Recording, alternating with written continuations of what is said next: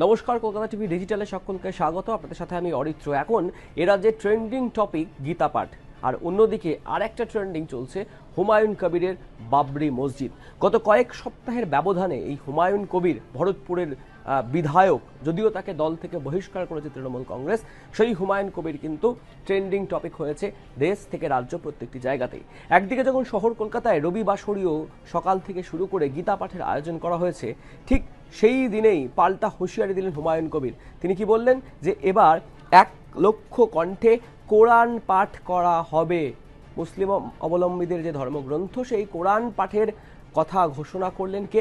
হুমায়ুন কবির। গত কয়েকদিন আগেই তিনি বাবরি মসজিদের ভিত্তিপ্রস্তর স্থাপন করেছেন বেলডাঙ্গাতে, আর তারপরেই তার এই হুঁশিয়ারি আগামী দিনে এই কোরআন পাঠের। যেটা জানা যাচ্ছে যে আগামী ফেব্রুয়ারি মাসে আনুষ্ঠানিকভাবে এই অনুষ্ঠান তিনি করবেন বেলডাঙ্গা, মুর্শিদাবাদ বা যে কোনো জায়গায়। ঠিক কি বলেছেন হুমায়ুন কবির, শুনবো আমরা। ওরা দীর্ঘদিন ধরে রাম মন্দিরের এজেন্ডা নিয়ে ক্ষমতায় এসছে, 19টা রাজ্য দখল করেছে, বাংলা দখল করার জন্য তারা গীতা পাঠ করছে। আমি আগামী দিনে মুসলমানদের বেশি বেশি করে বিধানসভায় সিট জেতার জন্য কোরআন পাঠেরও আয়োজন করব। কোরআন পাঠ হবে, লাখো লোক নিয়ে কোরআন পাঠ হবে, তাদেরকে আরামসে খাওয়া দাওয়া করিয়ে দিনভর মুর্শিদাবাদে কোরআন পাঠের আয়োজন। আমি 1,00,000 হাফেজকে দিয়ে কোরআন পাঠ করাবো, 1,00,000।